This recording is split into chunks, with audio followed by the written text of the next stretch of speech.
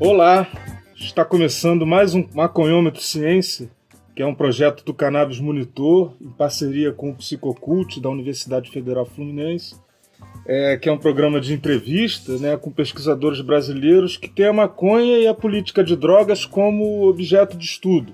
Essa é a nossa 7ª entrevista da série, e hoje nós vamos conversar com a pesquisadora Luísa Saad. E para quem não me conhece, eu sou Marcos Veríssimo, eu sou antropólogo, formado pelo programa de pós-graduação em antropologia da UF, sou cientista social.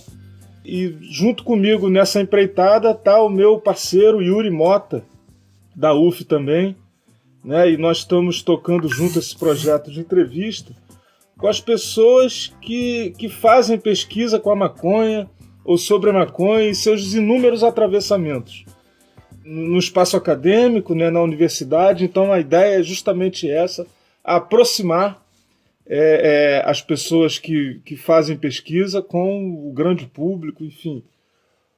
Mais um Maconhômetro Ciência. Diga lá, Yuri. Salve, velho, beleza? Como é que tá? Agradecer aí a todo mundo que tá na audiência, né, acompanhando a gente. Eu vou me apresentar e rapidamente apresentar a proposta, né, para quem está chegando. Meu nome é Yuri, eu sou bacharel em Política Pública pela Universidade Federal Fluminense. Atualmente faço doutorado pelo Programa de Pós-Graduação em Sociologia e Direito, também da Federal Fluminense, né, da UF. Sou um pesquisador vinculado aí ao INCT-INEAC, o Instituto de Estudos Comparados e Administração de Conflitos, e ao Psicocult, né, que é um núcleo de estudos sobre psicoativos e cultura, que é coordenado pelo professor Frederico Policarpo, né, antropólogo da área da segurança pública. Bom, e essa daqui, né, esse formato de podcast, de live que a gente está fazendo, é justamente uma parceria entre o Psicocult e o Cannabis Monitor, né? A proposta é dialogar com estudiosos aí dos mais diversos segmentos e áreas do saber, e desse modo a gente contribuir para um mapeamento, né, da produção acadêmica sobre a maconha e políticas de droga assim como um todo, né? A gente quer buscar compreender a realidade a partir da perspectiva dos pesquisadores. Então, nada mais justo do que chamá-los para poder conversar aqui com a gente, né? E para isso, hoje a gente vai receber, para trocar essa ideia, né, a Luísa Saad, que é mestre e doutoranda em História Social pela Universidade Federal da Bahia, né? É uma autora consagrada já na área das ciências humanas, né? Autora do livro Fumo de Negro, a criminalização da maconha no pós-abolição, né? Que aí já é uma referência quase que obrigatória para quem pesquisa cannabis no Brasil nas diversas áreas, né, do saber, seja na área médica, na área das ciências humanas, biológicas, enfim. É um livro que tece aí um conhecimento importante e dialoga, né, interdisciplinarmente, apesar de ser, enfim, focada na história, né, do uso e das tradições da cannabis aqui do Brasil, né? E, enfim, feita essa apresentação, sugiro a gente colocar a Luísa para dentro. Salve, Luísa. Beleza? Olá, tudo bem? Me ouvem bem? Sim. Joia. Muito obrigado por ter aceitado o convite para participar aqui com a gente desse episódio do Maconhômetro, né? Enfim, você, como eu disse, uma referência, né, obrigatória para todo mundo que está pesquisando a área da cannabis, né? Seja aí em diversas áreas do saber, né? O seu livro Fumo de Negro é realmente uma referência mais que nacional, né? A gente fica muito feliz em poder receber você para trocar essa ideia. Massa, eu que agradeço o convite, super honra estar aqui com vocês e tomara que seja produtivo, né? Que a gente fica batalhando aí, a gente que é da ciência, batalhando para trazer informações de qualidade em tempos de fake news. Obrigado, Luísa. Grande prazer te conhecer, te receber aqui no Maconhômetro Ciência. Então vamos lá, né?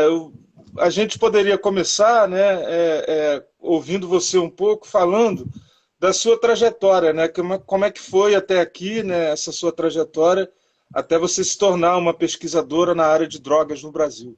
Bom, eu entrei na universidade em 2004, na Universidade Federal da Bahia, entrei na graduação em História. Logo comecei a me envolver no movimento social e começamos a organizar as marchas da maconha aqui em Salvador.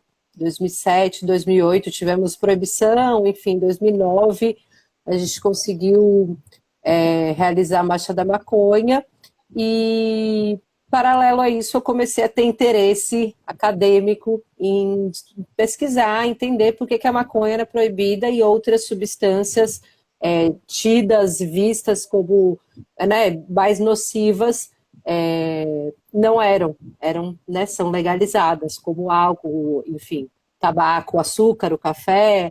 E aí, no fim da graduação, eu comecei a pesquisar sobre o processo de criminalização da maconha no Brasil.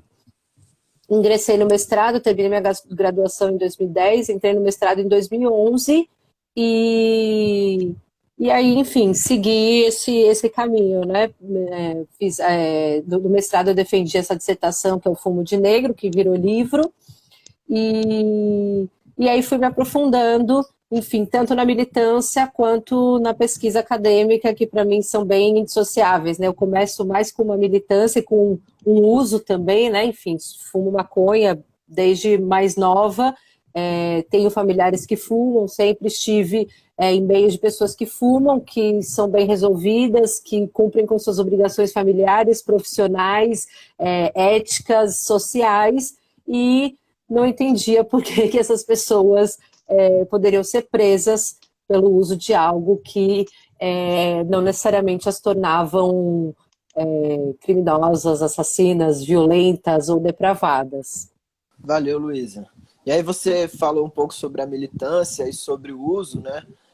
Você acha que isso tem influência para você ter se tornado uma pesquisadora da área, né? Aí o que eu quero dizer como que foi que você decidiu pesquisar o tema, né? Assim, o que despertou o seu interesse em fazer a dissertação, né? E escrever um livro sobre esse tema da maconha.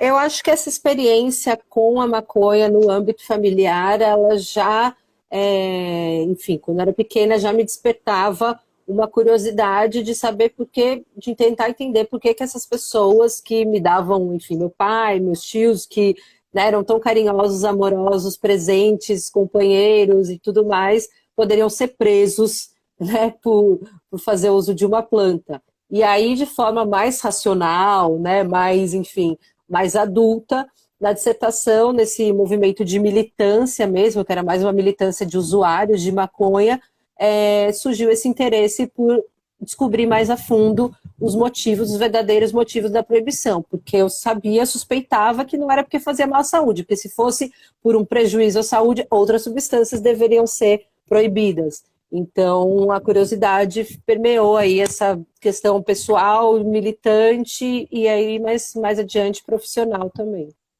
Bom, a gente gostaria de te pedir também para explorar um pouco, né, isso que você faz no grupo de pesquisa, né? Como é constituída a equipe de pesquisa, qual é a perspectiva analítica dos estudos que você integra? Então, na verdade, já fiz parte de um grupo de pesquisa não específico sobre a maconha ou sobre drogas, que era um grupo de pesquisa de escravidão e liberdade, né, do programa de pós-graduação da UFBA, mas atualmente não faço parte de nenhum grupo de pesquisa e nunca fiz parte de nenhum grupo de pesquisa específico sobre história e maconha ou história e drogas. Inclusive, não conheço, não sei se existe no Brasil. Aqui na Bahia, a gente não tem um grupo específico da área de história e drogas, e nem, se for procurar, assim, nem de humanas. Não tem assim, algum grupo ali de antropologia, da UFBA, ou de ciências sociais, sociologia, que é um tema ainda muito restrito e limitado às áreas de saúde. Então aqui, por exemplo, a gente tem o CETAD, a gente tem o GESP, tem alguns grupos, mas eles acabam sendo grupos mais ligados à questão dos efeitos farmacológicos, enfim, psicoemocionais, físicos, de tratamento e tudo mais. Então, atualmente não faço parte de nenhum grupo de pesquisa, pesquiso solitariamente com alguns pares, né, de pessoas, mas faz parte da RENFA, que é a Rede Nacional de Feministas Antiproibicionistas, onde aprendo muito, não só com as mulheres militantes, pesquisadoras, mas com mulheres que militam ao meu lado, que são mulheres em situação de rua, mulheres profissionais do sexo, mulheres egressas do sistema prisional. Então, tem uma escola aí da vida que está bem para além da academia também. Valeu, Luísa. Muito importante você destacar aí, né, esse espaço da Renfa. Você tinha pedido para acrescentar na introdução e a gente aqui pede desculpas por não ter cometido essa gafe, né, de não ter te apresentado como uma integrante da Renfa. Engatando já nessa questão, né, eu queria perguntar para você, enfim, como que foi, né, o desenvolvimento do seu trabalho, tanto de mestrado, né, que resultou no livro Fumo de Negro, como você citou, como também no doutorado, né? Como que vem sendo o desenvolvimento desse trabalho, né? E como que você está fazendo assim, a pesquisa, enfim, qual é a metodologia, né? Se você puder falar um pouco mesmo desses dois projetos, né? Tanto do mestrado, como é que, enfim, você iniciou os estudos, como terminou, quanto do doutorado agora que está em andamento. Joia. A pesquisa em história, para quem não conhece, não é da área, assim, não tem muita intimidade, ela consiste basicamente numa pesquisa que ela se funda em fontes. A gente pode, às vezes, criar um projeto, só que buscar fontes e não existir fontes que sustentem esse projeto ou essa hipótese. Então, muitas vezes, na maior parte das vezes, as fontes mostram o caminho que deve ser seguido para a pesquisa em história. E quando eu falo em fontes, eu digo que jornais do período, teses médicas, registros policiais, processos criminais, romances, contos, história oral, né? Uma pessoa que viveu em determinado momento e que possa dar um depoimento sobre determinada circunstância ou acontecimento, ela é uma fonte oral, né? Ela é uma história viva. Então, na história, a gente fica buscando essas fontes. No mestrado, eu já tinha algumas pistas de que a proibição da maconha, a criminalização tinha se dado em torno da criminalização da população negra. E aí eu fui buscar, eu decidi pesquisar o processo anterior à criminalização da maconha. Porque tem alguns estudos do processo, né, desse momento posterior à proibição, a partir de registros policiais, processos criminais. E eu queria entender como se deu esse debate anterior. Aí eu falei, bom, eu vou ali procurar, aí provavelmente vai ter umas notícias e a criminalidade para que justificasse. E aí, a Bonita, o quê? Não encontrou fontes que atestassem o problema da maconha. Então, eu pesquisei ali década de 1910, 1920, início de 30, falei, não há notícias de jornal que falem sobre os problemas da maconha. Ou seja, a maconha não é um problema. Ela foi criada. Se ela não está no jornal, se ela não está nos processos criminais, isso está em algum lugar. Fui para teses médicas. Aí, nas teses médicas da Universidade Federal da Bahia, né, da Faculdade de Medicina da UFBA, que foi a primeira do Brasil, fundada em 1808, peguei as teses ali de fim do século XIX, início do XX, falei, deve ter teses médicas falando sobre o problema da maconha, já que o primeiro texto é de 1915, do Rodrigues Doria, né, que fala sobre essa planta africana, os efeitos e males e tal. Cheguei na Faculdade de Medicina, nenhuma tese sobre a maconha. Tem tese sobre tabagismo, tem tese sobre cocaína, tem tese sobre alcoolismo, né, os verdadeiros problemas, as substâncias que realmente geravam problemas de saúde, de segurança, de violência naquele contexto. Falei, bom, vamos lá para o texto de Doria.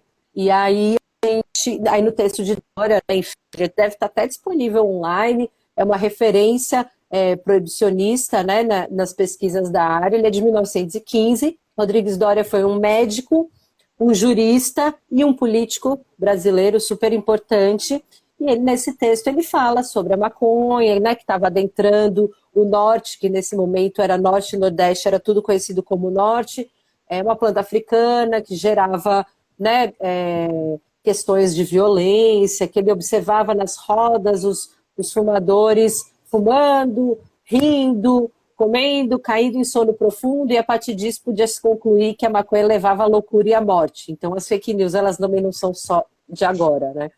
E aí, para fundamentar a minha pesquisa, eu resolvi estudar um pouco mais da personalidade de Doria, porque ele é citado em muitos estudos sobre a maconha, mas eu falei, putz, esse cara ele é muito interessante, né? Ele já foi governador de Sergipe, ele já foi deputado federal e estadual, ele foi um dos fundadores da Faculdade de Direito da Bahia, ele escrevia sobre prostituição, vícios, gênio, febre, enfim, vários temas que acabaram mostrando que figura, que mentalidade era essa de um homem branco, letrado, da elite, proibicionista do início do século XX. Então, o primeiro capítulo da minha pesquisa e do meu livro é sobre o Rodrigues Doria, que eu acho super interessante, porque ele dá uma base do que era um pensamento proibicionismo. O cara que ele era proibicionista, né, ali naquele início do século XX, ele acreditava na inferioridade da mulher, ele acreditava na degeneração da raça negra, ele acreditava na superioridade de uma raça sobre a outra, ele acreditava em corpos degenerados. Então, ele, na verdade, entender a maconha como um hábito degenerado por ser da população negra é uma parte desse pensamento, dessa mentalidade conservadora, letrada, branca, elitista do século XX. Aí no segundo capítulo eu vou estudar os textos sobre maconha desse período, que são o do Doria, tem o do Iglesias, tem vários naquela coletânea maconha, né, do Serviço Nacional de Educação Sanitária. Esse é o fumo de Angola, né, do Edward e do Joey. Mas tem uma, eu não sei, bom, depois eu vou achar.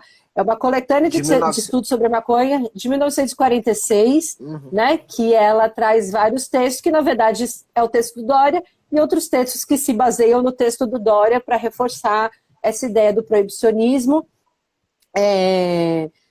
Falo também um pouco dos vícios sociais elegantes, que tem um livro de 1924 que chama Vícios Sociais Elegantes, que ele é escrito por 2 psiquiatras que, coincidentemente, eram donos do Sanatório Botafogo, no Rio de Janeiro, então tinham aí um interesse na criação da toxicomania, né, na criação do vício como uma doença, e que hierarquizam as substâncias que, enfim, que a maconha é um vício, e os outros, né, heroína, morfina, ópio, cocaína, são os vícios sociais elegantes, não exatamente pela composição farmacológica deles, mas pelos meios onde eles circulam e por quem eles são utilizados. E no terceiro capítulo, eu fui buscar descobrir se as informações que Doria traz sobre o uso da maconha nas festas africanas, nas danças selvagens, os candomblés, catimbós, era mais uma forma de reforçar um preconceito ou um preconceito reforçado a partir de possíveis verdades. Então, fui pesquisar mais a fundo esse uso da maconha no candomblé, tentei informações pela história oral, né, com os nossos mais velhos, que são da religião, entendi também que a religião, no candomblé, em outras religiões, não se diz tudo para todo mundo. E encontrei informações a partir de estudos do Pierre Verger e de outros autores do uso da maconha nas religiões de matriz, em algumas religiões e alguns cultos dessas religiões de matriz africana. Então, a estrutura da minha pesquisa foi essa, né, de fontes principalmente médicas, de jornal, enfim, de registros em arquivos, revistas do período, depoimentos, livros, artigos de coletânea da época, e cruzado com uma bibliografia, enfim, da área, e que fala sobre racismo científico e controle social nesse período republicano. E um doutorado, agora eu aprofundei, meu projeto é sobre os vícios sociais elegantes para fazer uma contraposição ao fumo de negro, entender, né, quais eram as bases de discurso que diferenciavam vícios de outros de que forma se dava essa diferenciação, já que era uma elite que consumia algumas substâncias e uma ralé que consumia outra, e como, né, se encaminha essa proibição, que da cocaína, ópio e derivados foi em 1921 e da maconha foi em 1932. Então, ainda estou numa pesquisa inicial do doutorado, mas ela também se fundamenta em fontes históricas. Valeu, Luísa.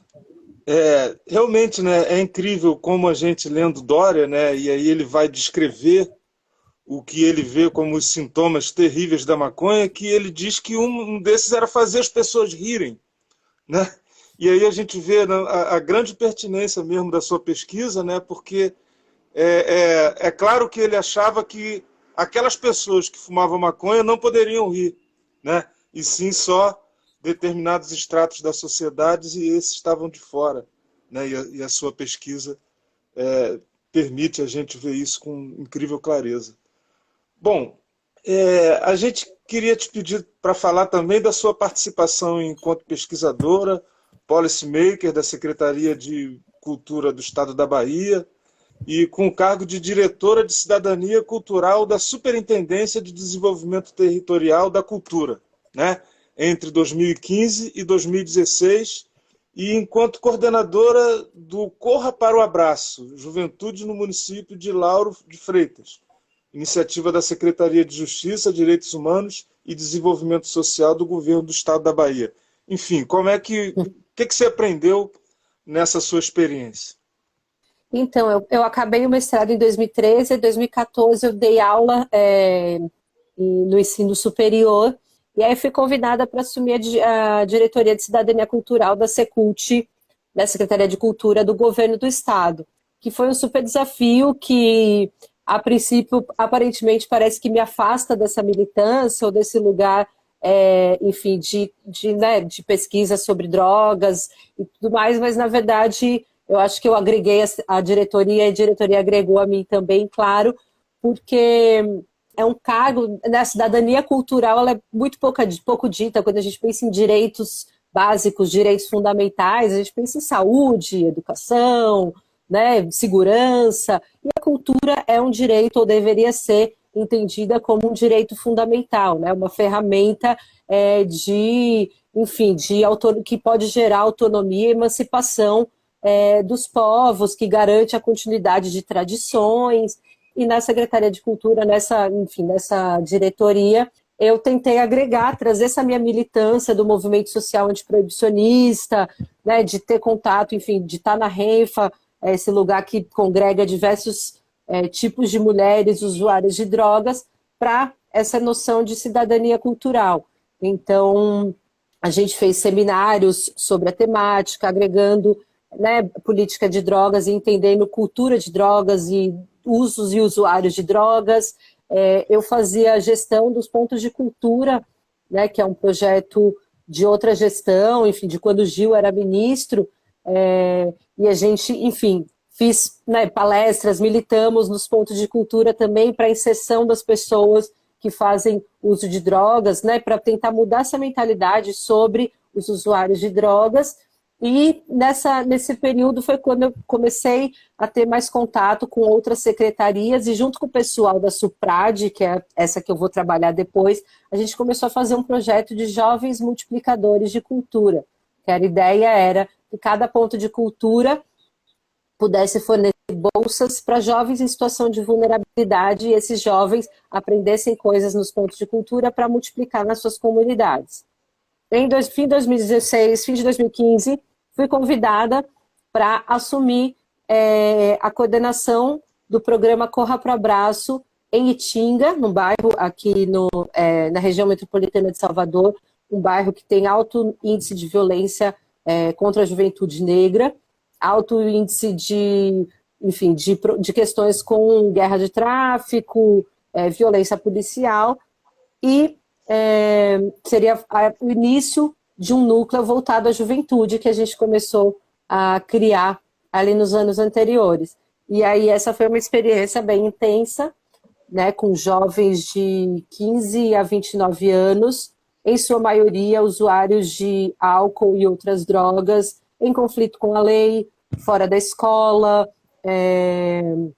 enfim, vítimas de violência policial, aqueles jovens que ninguém quer, sabe? Que nenhuma política acessa, né? Porque as políticas falam, para o jovem participar ele tem que estar matriculado na escola, ou tem que apresentar não sei o quê, ou tem que não sei o quê. Não, lá era assim, quanto pior fosse, melhor para a gente era. Né? Eram os jovens no nível máximo ali da vulnerabilidade e que a gente, enfim, incorporava ao programa com oficinas de arte e educação, oficinas enfim, de política, oficinas esportivas, e aí foi, enfim, foi tudo isso acontecendo aí esses anos que eu me afastei da academia, mas também vivi outros momentos profissionais ligados a drogas, políticas de drogas e usuários de drogas. Poxa, valeu mesmo, Luísa, por essa contextualização. Aí, antes de partir para a próxima pergunta, que eu fiquei pensando nessa questão da metodologia na história, porque uma das propostas aqui, né, desse podcast, da live, é a gente chamar pesquisadores de diversas áreas, né? Então, enfim, a gente está aqui nas ciências sociais, está na antropologia, né? E é interessante conhecer, né, as diversas metodologias que, ao se falar de cannabis, que ao se falar de drogas, né, você pode explorar, né? Então, como se eu estivesse fazendo aqui, o meu comentário é assim, bom, a gente tem a cannabis e tem as drogas como objeto de pesquisa, e a partir disso a gente pode explorar, né, diversas perspectivas sobre isso. Enfim, eu acho isso muito enriquecedor aqui para o nosso debate, né? E a outra questão que você colocou, e que o Veríssimo também pontuou, né, do Dória, né, enfim, do Rodrigues Dória, da gente pensar, e se você quer entender o proibicionismo, né, nada melhor do que você pegar alguém que escreva proibicionistamente, assim, né, proibisticamente, porque não é uma pessoa falando sobre o processo de proibição, né, é uma pessoa que, de certa forma, fez o papel da proibição, né? Enfim, é o cara que está ali centrado e defendendo as ideias. Isso é muito interessante, né? Não, desculpa te interromper, é que assim como as drogas são inanimadas e quem torna as drogas substâncias somos nós humanos que usamos, o proibicionismo ele não é nada mais do que pessoas proibicionistas, né? Ele é feito por leis que são feitas por pessoas e a gente precisa entender a mentalidade dessas pessoas, né? Sua subjetividade, seus anseios. Então, quando o Veríssimo fala, o Dória fala sobre pessoas que riem e não pode rir. Porque naquele momento a mentalidade dessa sociedade, da alta sociedade, desse anseio por uma nação exemplar, que fosse ordem e progresso, como a bandeira dizia, era uma sociedade que fosse temperada, que fosse equilibrada, que não vivesse de exageros, e não era só pela maconha, assim, que não bebesse muito, né, tinha associações de sobriedade, não sei o quê, que não bebesse, que não transasse muito, que não houvesse depravação, né, que não houvesse nenhum desvio dessas ideias da família, da moral, das boas condutas, porque desde o século XIX, início do século XX, esse ideal republicano ele vai trazer os anseios por essa nação civilizada, nos moldes europeus. Então, quanto menos influência dos degenerados a gente tivesse, melhor. Aí, também, puxando um gancho de outra fala que você trouxe, né, sobre a dificuldade dos grupos de pesquisa, né, de não encontrar grupos de pesquisa, enfim, relacionados ao tema da maconha, sendo da história, né? Isso está muito restrito ao campo da saúde. Enfim, e aí encarei já essa fala como um desafio, né? Aí eu queria te perguntar, né? Quais são, assim, os desafios de ser pesquisadora, né? Sobre o tema na academia, né? E na área da história, considerando a falta de grupos de pesquisa e tudo mais, mas se há, né, muita resistência, se há conservadorismo, se você sente isso, se há oposição, né? Enfim, o machismo, o que você quiser pontuar com relação a esses desafios. Lá na época do mestrado, fim da minha graduação, época do mestrado, eu acho que esse tema era muito menos falado, assim, não parece que faz muito tempo, mas em 2011, 10 anos atrás, o movimento antiproibicionista e o cenário da política de drogas, né, tem se reinventado, a gente tem muito mais pesquisas, pesquisadores, se fala muito mais em vários níveis e em vários contextos. mas eu reconheço meu lugar privilegiado de uma pessoa branca, né, que pôde falar sobre a maconha na academia, que eu acho que seria diferente se fosse uma pessoa negra. E aí reconheço também o meu lugar de desprivilegiado de ser uma mulher que encontra, enfim, resistência, que encontra preconceito, que encontra nariz torcido em muitos cenários. Eu lembro que quando eu comecei a pesquisar, eu fui para um encontro nacional de história, assim, né, aquele referência que todo mundo tem que ir, todo mundo que é da área tem que ir. E aí, quando anunciaram, eu ia apresentar meu trabalho, quando anunciaram, eu vi uma galera assim, meio olhando, meio se rindo, meio rindo e tal. E aí eu fui me apresentar, não, e aí a pessoa que foi me apresentar falou, nananã, e aí depois, no fim, quando a pessoa estava se olhando, você falou, orientanda de fulano, né, João José Reis, que foi meu orientador no mestrado, que é uma referência de história da escravidão mundialmente, e aí as pessoas, tipo assim, surgiu um interesse, um respeito, né, em função de um homem respeitado, que era meu orientador. Então, esse lugar da militância, ele também sempre foi muito associado à apologia. Eu acho que quem milita no campo de drogas já está mais que acostumado a ser confundida, né, com apologia, porque tá fazendo apologia às drogas, ou tá querendo que legalize para fumar um baseado em paz e não sei o quê, sendo que, né, o verdadeiro movimento antiproibicionista e que defende a legalização de todas as drogas, ele está muito mais fundado na diminuição da desigualdade social, na diminuição da violência associada ao tráfico, do que ao simples direito de fumar uma maconha de boa em si. Então, eu acho que os desafios são, assim, falar de drogas é sempre um desafio, né? A não sei que a gente está num evento que é sobre drogas, que são normalmente os mesmos eventos para as mesmas pessoas, né? A gente tem esse problema também, essa dificuldade, né, de sair da academia ou de sair dessa panelinha do antiproibicionismo para comunicar à população em geral e diminuir cada vez mais essa resistência, esse preconceito sobre o tema. Valeu, Luísa. Bom, a gente viu que lá no seu Lattes, né, você faz questão de colocar que é a mãe do Francisco, né? Então assim, a gente achou interessante, né, essa questão para o debate da maternidade e tal. Assim, como vem sendo essa experiência para você? Muito legal e muito original. Assim. Meu filho nasceu no ano passado, 13 de maio de 2020, né, no ápice ali da pandemia. É a grande revolução da minha vida, né, e acho que a maternidade ela impacta a vida de toda mulher de forma integral e profissionalmente não deixa de ser diferente, né? A gente tem diversos estudos, enfim, que pegam dados e mostram, a partir das coletas dos currículos Lattes, a queda de produção de mulheres justamente no período quando elas se tornaram mães, né? Então é uma diferença, mais uma evidência, né, dessa diferença entre os gêneros, porque os homens pais, eles não têm queda de produção quando eles se tornam pais, e as mulheres mães, elas têm queda de produção quando elas se tornam mães. Ainda que sejam pais presentes, pais participativos, a gente tem uma licença paternidade de 5 dias.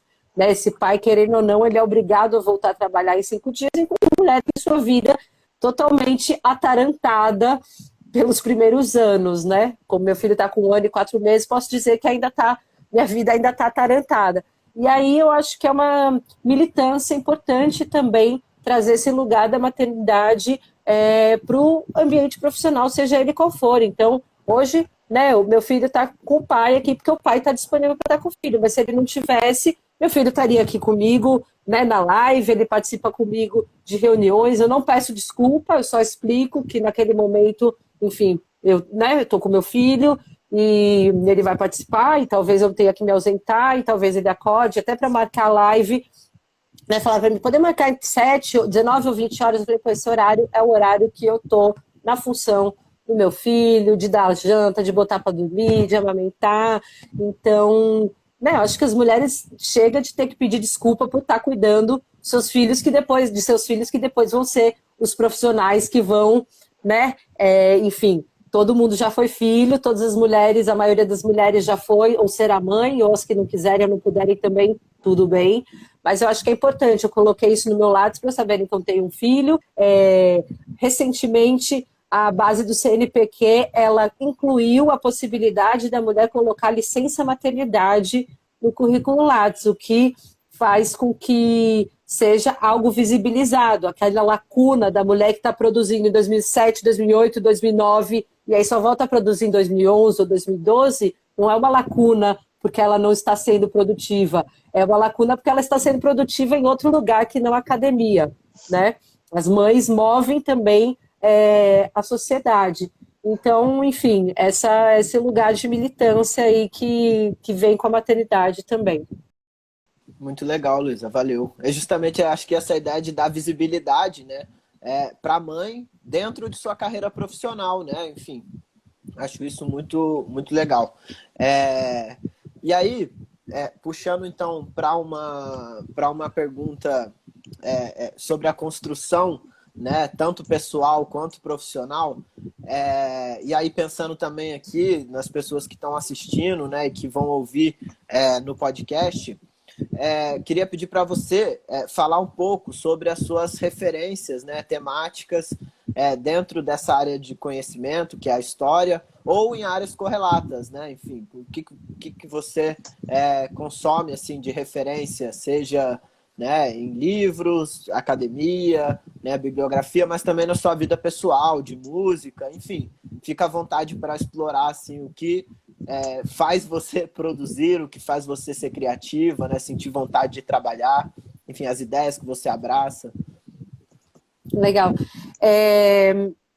As minhas principais referências de vida atualmente são as mulheres da Rede Nacional de Feministas Antiproibicionistas, que são, acima de tudo, sobreviventes, né, de um sistema, enfim, machista, misógino, racista, heteronormativo, e que, assim, né, posso dizer com toda certeza que o local que eu tenho mais aprendido atualmente é na militância da Renfa, né, que está em 3 estados brasileiros, mas que eu, né, me foco mais nesse núcleo da Bahia, que milito com mulheres, enfim, feminismo de rua mesmo, feminismo interseccional, que me ensina muito, não só sobre drogas, mas sobre, enfim, cidadania, humanidade, ética, afeto, cuidado, política, e são referências que não são bibliográficas ou acadêmicas, mas que são de suma importância. Academicamente, eu tenho tentado me pautar cada vez mais nos estudos, pesquisas e reflexões de mulheres, preferencialmente pretas. Eu acho que também faz parte de um movimento, de uma militância enquanto mulher branca, abraçar a perspectiva decolonial, né, e entender que as referências também partem de outros lugares, que não só a acadêmica branca, elitista, enfim, dos grandes centros do sul e sudeste. O mestrado, acho que eu ainda pequei um pouco com isso, então, enfim, trouxe referências que são referências da área, que são referências importantes, mas tenho cada vez mais tentado direcionar também qual é a fonte que eu bebo. Gosto muito da Joyce Beth, de Carla Cotirene, de Jamila Ribeiro, Joel Luiz Costa, grande referência também, parceiro do Rio de Janeiro, Dudu Ribeiro, colega, amigo meu de história da UFBA também, fundador da Iniciativa Negra por uma Nova Política de Drogas, Luana Malheiro, minha parceira da Renfa, publicou o livro Tornar-se Usuária de Crack, sobre, enfim, anos de pesquisa dela com mulheres que se tornaram usuárias de crack do Centro Histórico de Salvador. Deixa eu ver o que mais. Edward McRae, também é uma referência antiga minha, professor, meu amigo, também pioneiro aí nas pesquisas de drogas. Joey Wagner Alves, que também é esse parceiro aí de antropologia. João Reis, meu mestre da historiografia. Vlamira Ribeiro, também uma mulher preta, professora da UFBA, historiadora. Musicalmente, gosto de silêncio, gosto muito de silêncio, mas gosto também de ouvir meu companheiro tocando, ele é músico, então sempre que dá uma bad eu falo, ai, toca um violão aí. E gosto de música instrumental, gosto de dub, enfim, gosto de literatura também, acabei de ler agora, recomendo muito, acho que a literatura é fundamental para a gente que está na academia, lendo, né, estudos, pesquisas, dados e tudo mais. Acabei de ler a biografia da Billie Holiday, que é bem interessante também, que fala, enfim, também do uso dela, do abuso da heroína, mas de, né, tudo isso relacionado a um histórico de uma mulher preta que foi violentada sexualmente desde a infância. E aí eu acho que nessas fontes todas que a gente vai bebendo, que a gente vai sendo quem a gente é, né? Grandes dicas. Fiquei até na pilha de ler também essa biografia da Billie Holiday. Bom, a gente gostaria de te pedir também para, né, você, que dica que você daria, né, para os aspirantes a pesquisadores aí, tanto na historiografia quanto nas ciências sociais, né? Que dica você daria para esses aspirantes a pesquisadores? Eu não sou, não sei, né? Não sou lá essas referências para dar dica, mas eu acho que não deixar, acho que uma principal dica para a gente que está na academia e é da academia, que quer fazer pesquisa acadêmica, é não esquecer a vida lá fora, né? Eu acho que é importante não só não esquecer da sua vida pessoal, dos seus momentos de lazer, de prazer, de descanso, mas não esquecer que existem outras pessoas também, enfim, que vivem e que merecem a nossa atenção. Eu acho que quando a gente consegue aliar a nossa teoria, a nossa prática, e isso é muito Paulo Freireano, né, que agora foi o centenário de Paulo Freire. Eu acho que aliar a nossa teoria, a nossa prática é o melhor que a gente faz para nós mesmos e para o mundo. Né? Às vezes eu fico nessa coisa de achar que a academia é muito plano das ideias, está muito longe da realidade das pessoas, né, que os estudos acadêmicos, em sua boa parte, principalmente de história, que tratam do passado, eles não contribuem para, enfim, para a diminuição da desigualdade, para minimização dos danos, né, históricos enfim, de uma história tão desigual. E aí acho que a gente, quando consegue aliar a nossa teoria, a nossa prática e tentar levar para a vida real, para a vida atual, para o presente, a nossa militância, essa militância que seja, né, que é acadêmica, mas que pode ser, enfim, mais concreta, eu acho que isso dá muito gás para operar tanto na militância quanto na academia. E acho que mais tecnicamente é ler, fichar, aquela coisa de primeiro semestre mesmo, é fichar tudo que lê, é escrever, ler bastante literatura e coisas não acadêmicas também, porque quem lê bem, escreve bem, e acho que oxigenar a mente é também uma estratégia importante para liberar espaço, para concatenar bem as ideias e conversar com outros pesquisadores, não ter vergonha, ter cara de pau, de pegar e-mail de um, Instagram do outro, mandar mensagem, pedir coisa, marcar reunião e tirar dúvida. E acho que é isso, comunicar.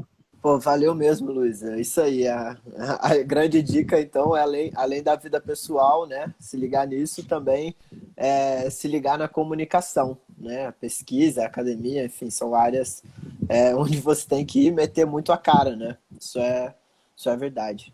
Bom, mas gostaria aqui, então, né, de deixar minhas últimas palavras, né? Queria saber se você também quer colocar alguma coisa, alguma questão. Luiz, Veríssimo também, fica à vontade, né? Mas de antemão, assim, eu gostaria já de agradecer ao Cannabis Monitor, né? Na figura do Gustavo, que está aí na produção, ao INEAC, que é o Instituto de Estudos Comparados e Administração de Conflitos, o Psicocult, né? A UF, a UFBA também, né? A você, Luísa, por ter participado, por ter cedido aqui seu tempo para poder conversar com a gente, e a todo mundo que está assistindo, né, e que vai ouvir. E aí, deixo aqui também o pedido de contribuição, né, que todo esse trabalho que a gente faz, ele é voluntário. Então, quem puder contribuir, né, com o Cannabis Monitor, tem uma campanha que o site é apoia.se/Cannabis Monitor. Enfim, uma campanha de financiamento coletivo, né, para continuar dando prosseguimento a esses trabalhos que o Cannabis Monitor desenvolve, que não é só os podcasts, né, mas todo um complexo aí de monitoramento de notícias. E é isso, gostaria de agradecer mais uma vez a sua participação, Luísa.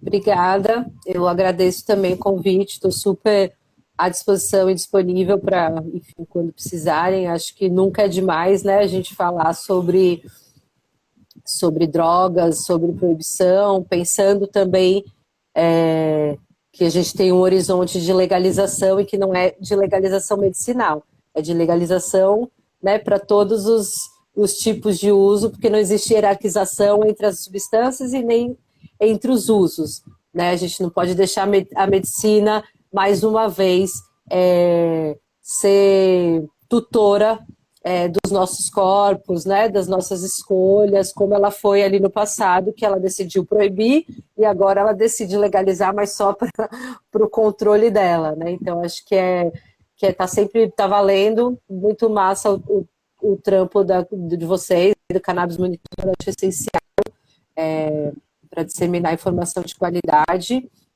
Eu estou disponível também, enfim, por e-mail, luisagessade@gmail.com, para quem quiser trocar ideia. Meu Instagram pessoal, ele é fechado, ele é mais pessoal mesmo, é mais de maternidade, foto de neném, gato, paisagem, mas também quem quiser chegar.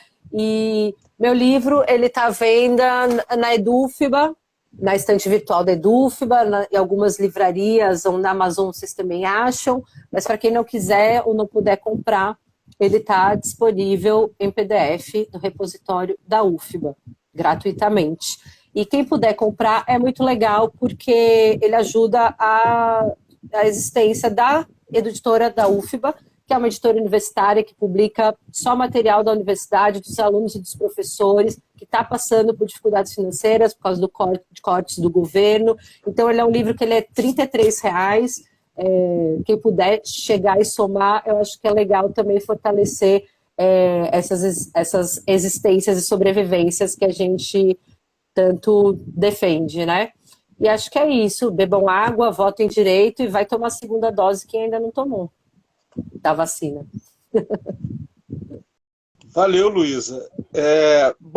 Eu vi que tem algumas pessoas aqui que foram falando no chat sobre pesquisa que estão fazendo. Então, eu queria dizer, né, que até uma iniciativa do Psicocult, na jornada dos alunos do programa de pós-graduação em Sociologia e Direito da UF, vai haver no mês de novembro, né, um grupo de trabalho nos quais nós estamos acolhendo, né, textos de quem quiser mandar. Então, fica aí o convite para quem quiser mandar. Eu vi as pessoas escrevendo aí que estão fazendo isso, né? E esse GT é o GT número 20, se chama Drogas, Plantas, Políticas e Direito. É coordenado pelo Frederico Policarpo, pelo Yuri Mota, que está aqui, pela Lígia Plateiro e pelo Marcelo Campos.